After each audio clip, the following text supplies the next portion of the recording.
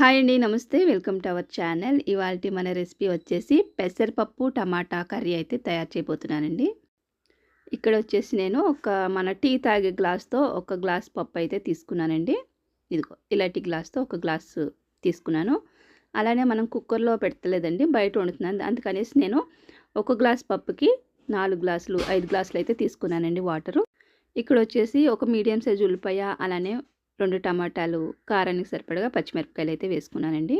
తర్వాత వచ్చేసి కొద్దిగా కరివేపాకు, అలానే హాఫ్ టీ స్పూన్ పసుపు, అలానే కొద్దిగా ఆయిల్ వేసుకున్నాను.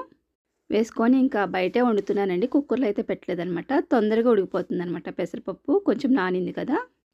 ఇలా బయట వండితే కొంచెం నీళ్ళు ఎక్కువ పడతాయండి. అదే కుక్కర్లో అయితే కొంచెం తక్కువ పడతాయి అనమాట. కుక్కర్లో వండుకునేటట్టయితే ఒక గ్లాస్ పప్పుకి మీరు 3 గ్లాసులు నీళ్ళు పోసుకుంటే సరిపోద్ది. ఇక్కడైతే నేను 5 గ్లాసులు నీళ్ళు పోసానండి, బయట వండుతున్నాను కాబట్టి.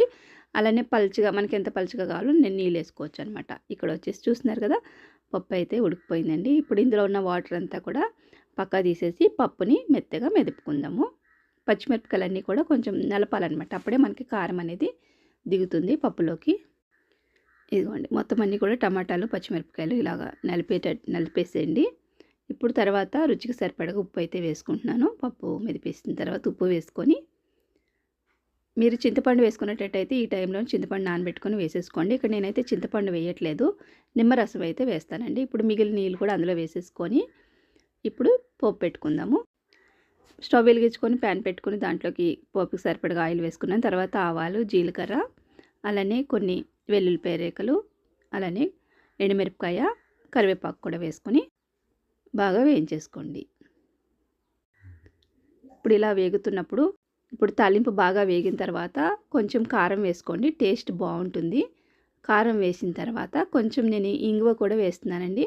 ఇది ఆప్షనల్, మీరు ఇష్టం ఉంటే వేసుకోండి, ఇష్టం లేకపోతే స్కిప్ చేసేసేయండి.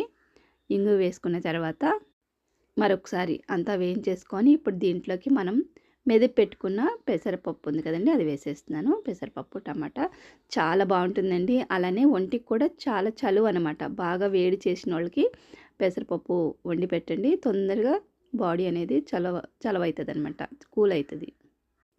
ఇదిగోండి, తాలింపు వేసేసుకున్న పప్పు వేసిన తర్వాత ఒక 2 నిమిషాలైనా ఉంచండి, అలాగా మీడియం ఫ్లేమ్లో పెట్టేసి కొంచెం ఉడకనివ్వాలన్నమాట. అప్పుడు బాగుంటుంది టేస్టు. ఇదిగోండి, పప్పు అంతా కూడా ఇలా అయితే మనకి రెడీ అయిపోయింది.